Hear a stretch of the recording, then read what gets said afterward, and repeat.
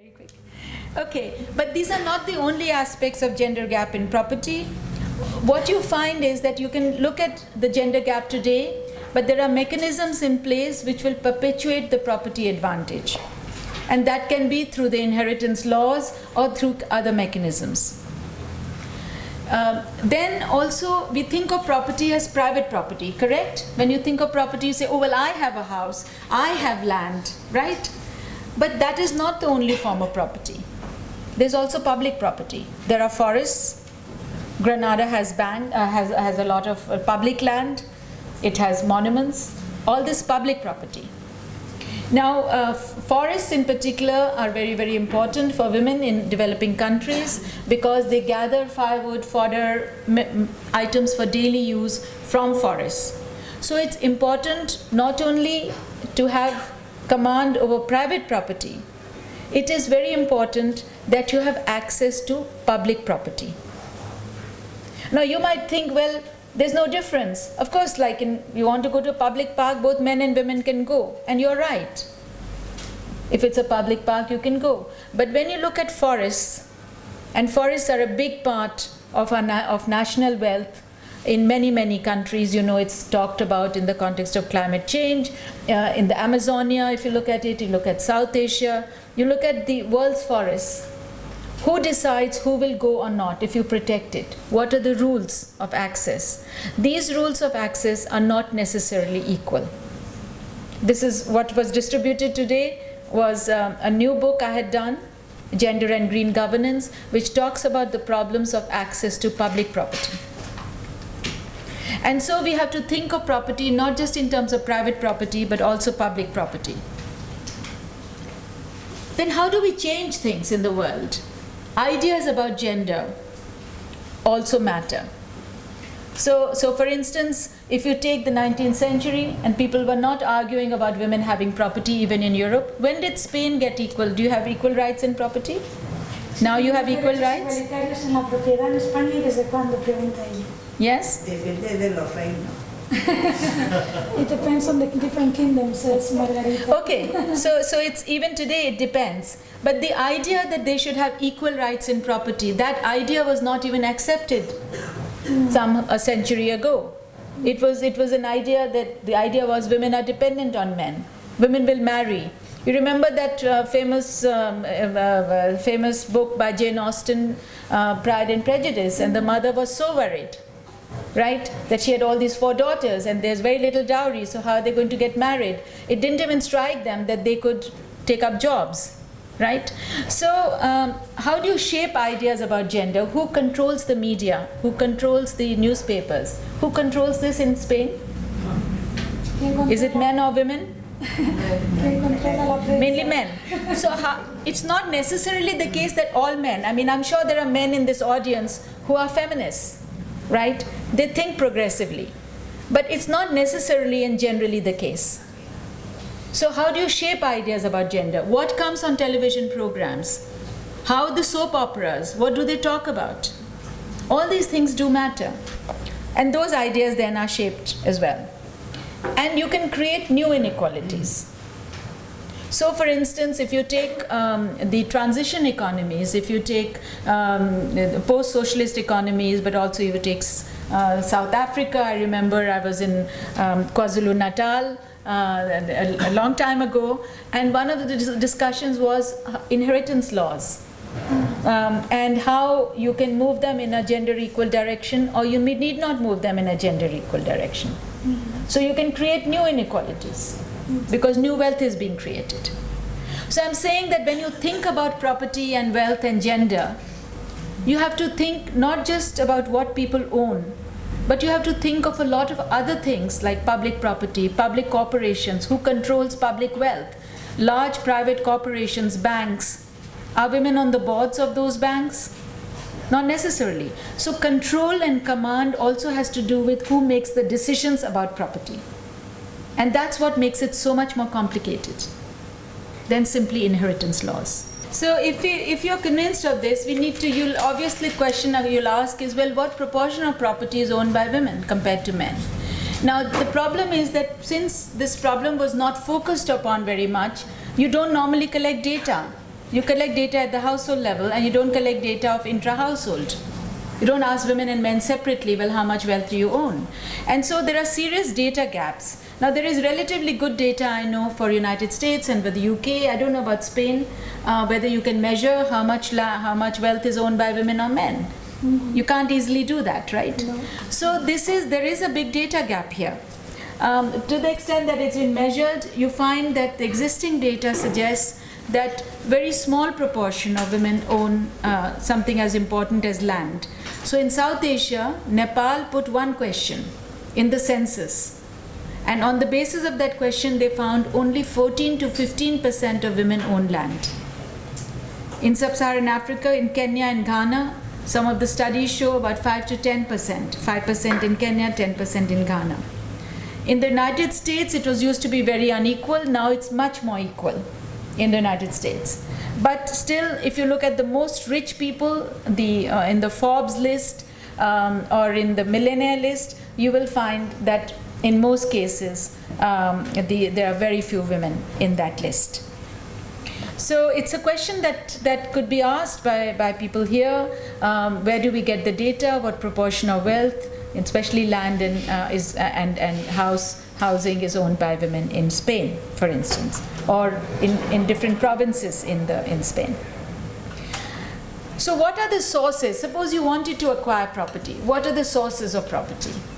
Let me ask. Can you pose them the question? Tell me that again, sorry. How would you get property? What are the sources? ¿Cuáles son las fuentes para obtener propiedades? ¿Cuáles serían? ¿De qué forma podrías obtener propiedades? What? You buy. She will buy. She has a lot of money, Atiana. Yes? You inherit. Anything else? Lottery. Well, that lottery, you have to buy it if you have lottery, right? Occupy. Well, you can occupy illegally. You can do that illegally, but somewhere the government has to come in to legalize it. So here are the three things that you have mentioned, which is you inherit it through the family. Inheritance is only one mechanism. You can also be gifted it. Suppose you have a very rich daddy, you're the only daughter, great favorite. He might give you just as a gift before he dies, so before inheritance. So through the family you can get property from the government. Sometimes in poor countries or when countries are developing, in order to reduce the amount of poverty, the government would distribute land.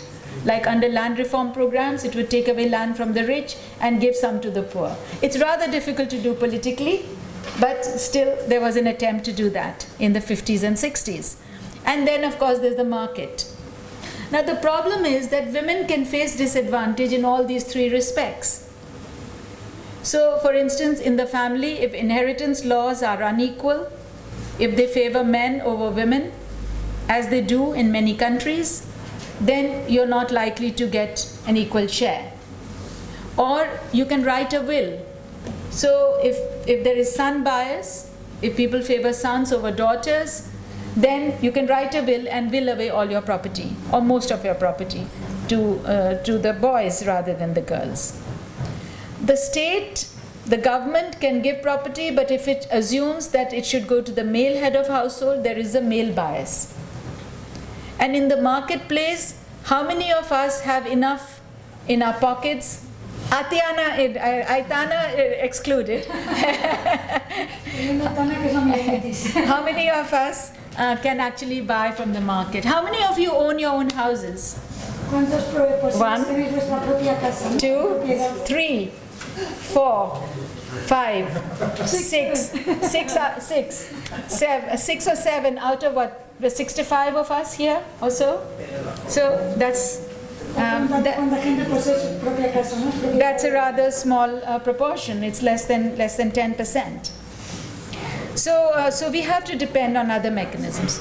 Now, what are the difficulties of getting property? Family. Your laws, inheritance laws, can be gender unequal. Or you can have equal laws, and I'll talk about this a little more. There can be a variety of other factors. Now, take inheritance laws. Now, I think Spain has equal inheritance laws, right? Girls and boys have equal rights to inheritance. But can it be willed away? Only a proportion of it. You follow Roman Dutch law, or what is the law? Está preguntando sobre la ley en España, ¿no? Si tenemos derecho a... Does anybody know the inheritance law for Spain? Yes, could you tell us? ¿La ley de herencia de tierras en España?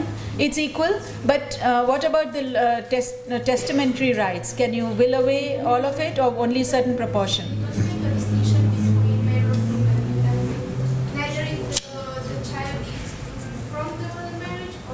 Okay, but can you write a will and will away 100% of your property?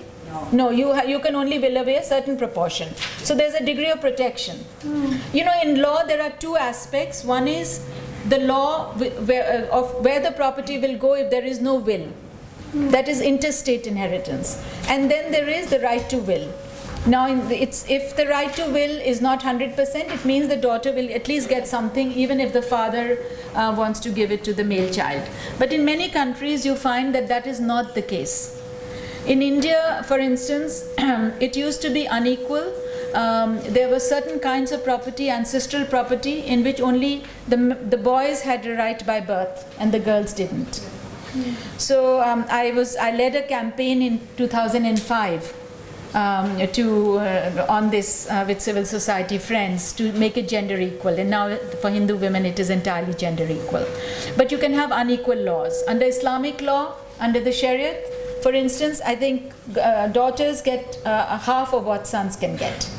Now it is better than not getting anything at all because the rights are protected, but at the same time there is an unequal share. But even if you have equal shares, sometimes what you find is that girls don't claim them. They give it away in favor of their brothers. This happens a lot in South Asia. Social norms, they'll say a good sister will not claim her share. And the reason for that is that the idea is that the boys will look after, the men will look after the families, and sisters will marry into households who will look after them. They're not seen as independent farmers. And because of these assumptions, you find that social norms make a difference. Then there's social perceptions, which is you're perceived as not needing, even if you actually need property. And then there are marriage patterns. So I'll talk a little bit about this, and then I'll come back to state by. This is parda norms. These are women who are veiled, right? But I want to emphasize these are not Muslim women. These are Hindu women. Now, among Hindus also in northern India, you have a practice of veiling. It's a bit different because they will only veil in front of, if they are married into that village. Only daughters-in-law veil. Daughters don't veil. So all women don't veil. But if you veil in front of elders, elder men and elder women. So you veil in front. So if you're sitting like this, you're obviously not going to walk around in the field and you're going to say, well, I'm going to hire labor, I'm going to get inputs, seed, fertilizer. So I'm saying parda norms, this is an extreme example. It's changing rapidly, but this will give you an example of why you can have inheritance rights, but you may not be able to operate with institutions, with courts, with legal institutions, with other institutions in order to claim those rights. And I want to show you this slide, that in South Asia, what you find is that there are vast differences in marriage patterns. So in the north, where it's white, everything very green is good. We know that. So in these slides also, the greener the better. Now what you find in this is traditional, this has changed, but in South India and Sri Lanka, women tended to have much more equal rights in property than in the north, in central and in the north. This has Pakistan also, it has Nepal and Bangladesh. You recognize this is, so there's Pakistan, there's Nepal, and there's Bangladesh, and that's Sri Lanka. And then if you look at what I call village endogamy norms, you know, anthropologists use these terms, I learned them from the anthropologists, but there you find that if you are allowed to marry in the same village where your parents are, then you're more likely to get property than if you're married at a distance. The reason being that the family doesn't want you to let go of the land. So if they feel you're in the same village, they will still be able to have access or some control over it. If they married into a family of strangers at a distance, they feel they're going to lose the land. And they also argue, well, how is she going to take the land? Right. So you'll see that these patterns of legal rights are linked often traditionally to marriage patterns. If you can marry in the same village, you can marry your cousin, then you're more likely traditionally to have rights. Parents were more willing to give daughters land. Whereas if you married at a distance and married strangers, and in North India you couldn't do otherwise, you had to marry strangers and you had to marry in a distant village, you were not likely to get. So marriage norms, post-marital residence, where do you live after you get married, makes a big difference to the family's willingness to give you land and property. And you can see, that they don't want to lose the property. So these are maps, some maps from my book, A Field of One's Own, but just to give you an idea of how these patterns move. Okay. So I'll continue to talk. How do you overcome the constraints? Because if there are constraints, how do you overcome them? Now, if you have inheritance laws which are gender unequal, then clearly the first thing is that you make the laws equal. This is not always easy because often people want to, partly because of male privilege. I know when in India we were trying to change the law and make it gender equal, then in Parliament there was a lot of discussion, and many of the parliamentarians who had property and had daughters didn't want the laws to become completely equal. And there was a degree of resistance. But nevertheless, we were able to prevail. Now, in terms of the law, so you change the law. But even if you change the law, you don't necessarily know what the law is, because there is no information that is automatically provided to say, well, this is the change in the law, these are your rights, and therefore you should be able to claim them. So in India, for instance, in 2005, when we changed the law, people would say, well, we don't understand what these changes are. So I remember writing, one of the newspapers asked me to write an article to say this was the old law, this is the new law. So educated people also often don't know the change. So we need legal awareness campaigns on what the law is. Then even if you are aware of the law, do you have the funds? Suppose your family doesn't want to give you the property and you want to file a case and you're not well off. Then how will you afford the fees? So legal aid, there is legal aid, many countries have legal aid, but people don't know about it. So legal aid, legal awareness, all of this is necessary in order for you to make the law effective. But then you remember I said that even if all this is in place, many girls give up their claims in property because they want to keep their relationship with their families secure.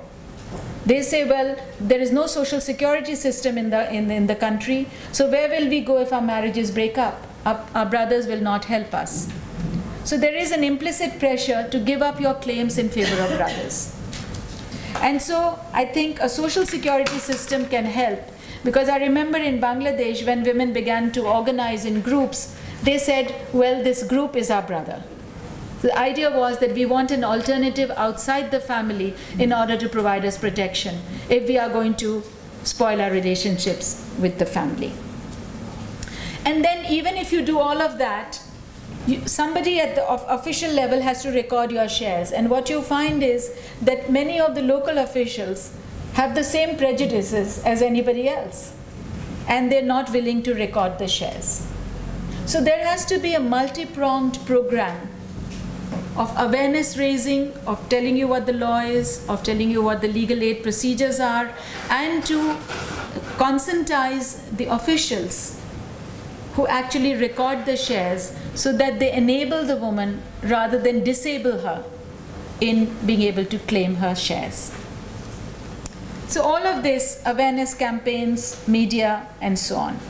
And then, and finally, I want to say something which is a somewhat different way of thinking about property, which is that we all think of property as something individually we own.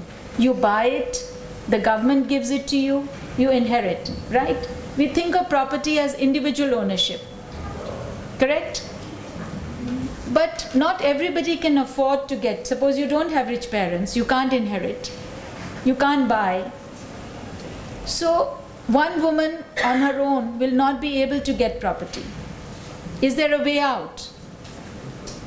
What I'm suggesting is, what if a group of people, a group of women got together and said, okay, we'll pool our resources and we'll buy land, or we will cultivate land together.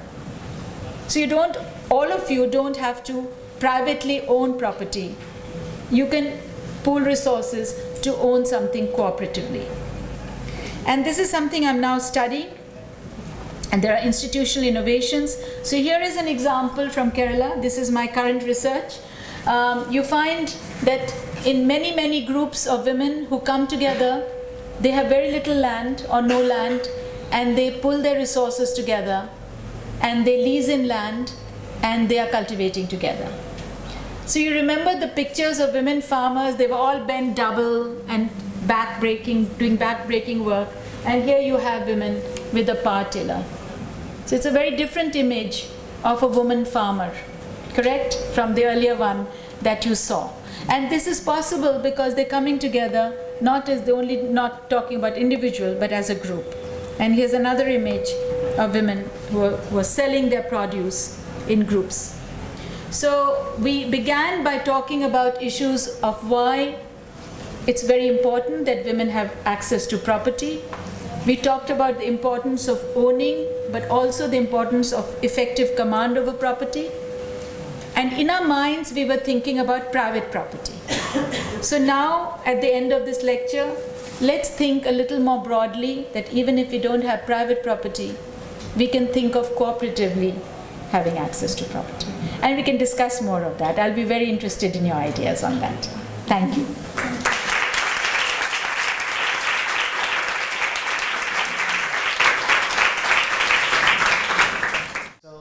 One of the problems female poverty has is that current measures of poverty only measure poverty at the household level, right? So is there any initiative who might assess poverty individually? Because otherwise we don't really know how much female poverty there is, right? I've heard about one new initiative called the Individual Deprivation Measure. I don't know if you are familiar with that. La pregunta es que uno de los problemas que tiene la pobreza feminizada actualmente es que la pobreza no se mide de forma individual, sino solo al nivel del hogar, familiarmente. Entonces no se pueden ver, como ella ha dicho, las diferencias de acceso a la riqueza dentro de los hogares, ¿no? Entonces, si ella conoce alguna medida actual de medir la pobreza de forma individual. Thank you so much for your lecture. Wonderful. I'll stand because I think it's easier for everybody. Okay. Wonderful to listen so complicated things in such a clear language. Thank you. So my question is in relation to domestic violence and the point you make about the differences when women are they have properties that it seems that they have more opportunities of getting rid of violence. So surprised me because we have this idea in Spain that violence is domestic violence is everywhere, no matter the class. So how can we put together both ideas? La traducción que mi pregunta era sobre la cuestión de, ella señalaba que cuanto más propiedad para las mujeres menos violencia doméstica. Sin embargo, parece que en Europa, al menos en España, tenemos la idea de que la clase social no afecta a la incidencia de la violencia doméstica. Entonces era preguntarle cómo se podían casar las dos informaciones. What do you think of shared property, like in marriage agreement, for example? How does that affect the domestic violence or the empowerment, as you talked about before? Bueno, la pregunta es que qué piensa ella de la propiedad compartida dentro de acuerdos matrimoniales y cómo afecta eso pues a la violencia de género y al empoderamiento femenino del que habló antes, por ejemplo. My name is Samuel. I come from Tanzania, and currently I'm doing a PhD in German. I have just a very simple question to you. You have defined property, development, empowerment, actually from a perspective of not really the West, but that is from the perspective of the UNDP and the others, as many of us know. But I have one serious question regarding the cases of Tanzania, where you have women, many women in the rural areas have access to land, which is the main property actually, but you find there's still a very huge inequality, and the way people define these gender relations when we define them from the West, they look like maybe they have access to land and then they are better off. But in real sense, when you go to the cultural biases and everything, which are also part of the constraints that we are talking about, don't you think it's also the cultural elements which are not only like the Indian experience, we have other cultural constraints which are different from a woman owning land but doesn't have access to market and so other, and also the political empowerment is the main aspect in many of the developing world. Yeah, maybe I can just say. Income poverty is much more difficult to measure individually because of the data. Because one of the difficulties of identifying intra-household poverty is that you have both individual goods and joint goods. So how do you separate out those joint goods? You can't do that on the basis of simply income, because you can't actually talk about income to every household. So you can do it indirectly. And I think this is really what is meant when they look at multidimensional aspects of poverty. So we know that if you're poor within the household, you can, if there's food or healthcare is unequally distributed, it'll show up in anthropometric indices.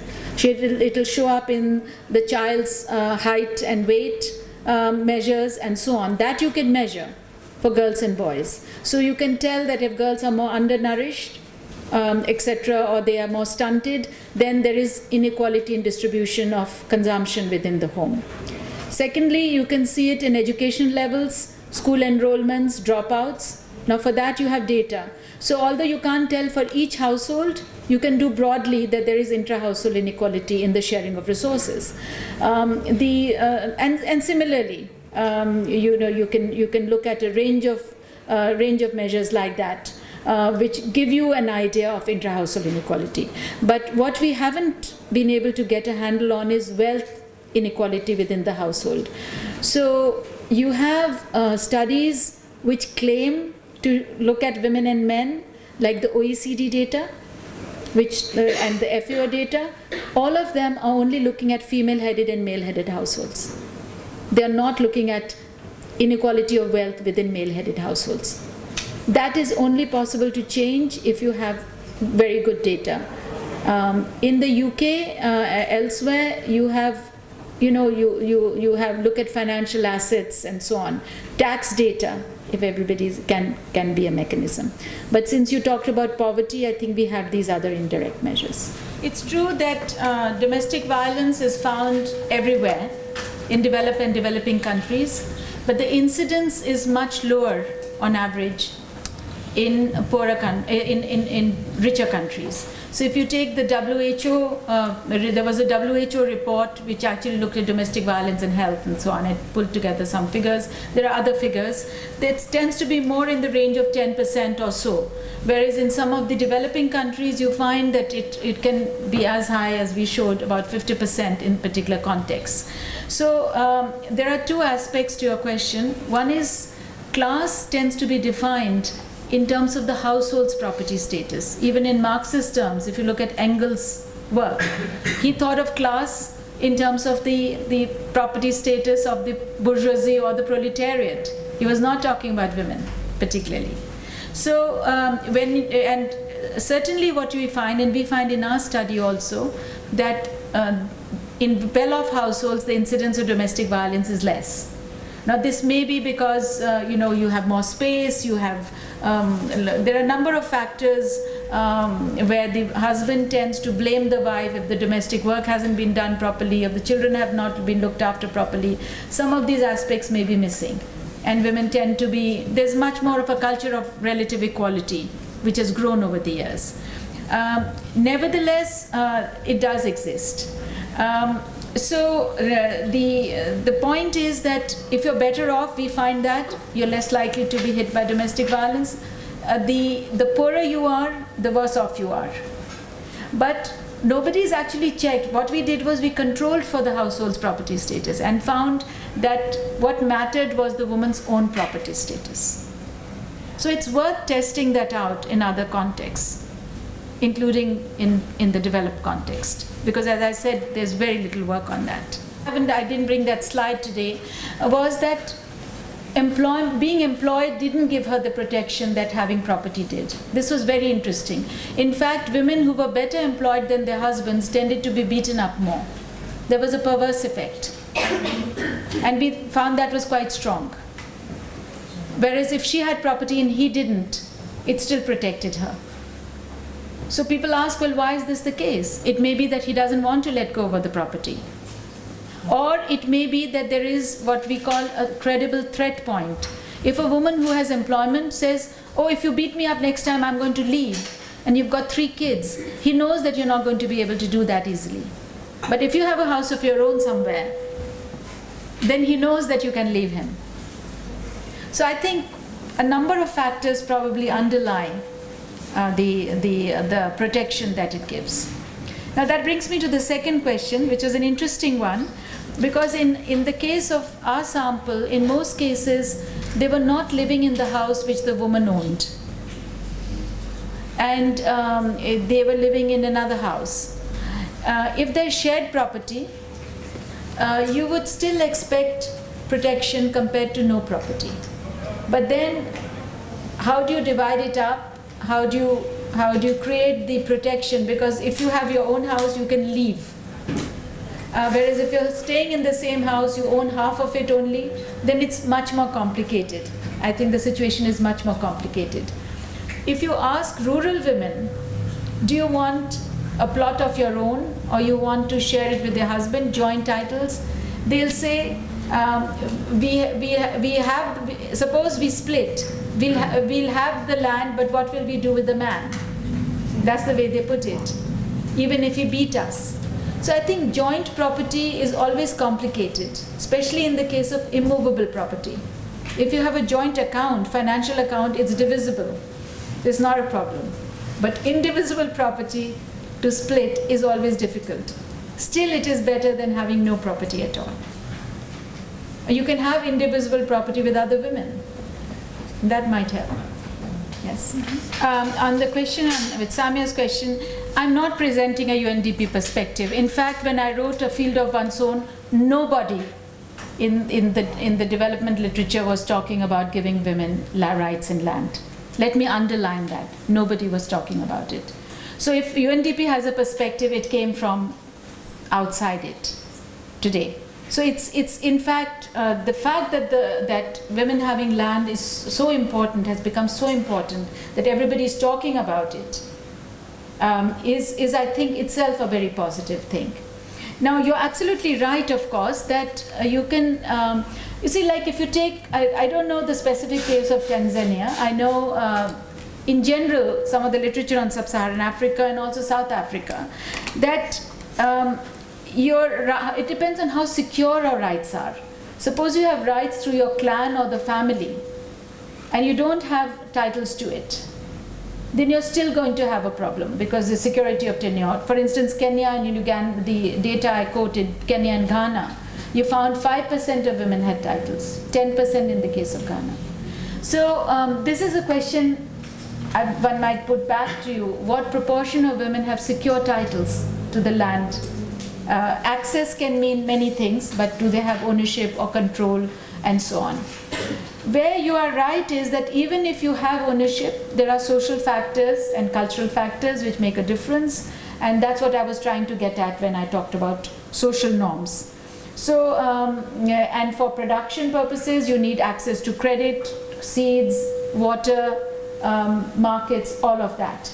So, all those are part of what I would completely agree with and would need to be applied. So, if you have land, you need state support for inputs and to make it productive, and you need a degree of security of tenure, and also I think there is no a real solution to making people rethink the idea that women also deserve an equal right in families, in the way you think about it.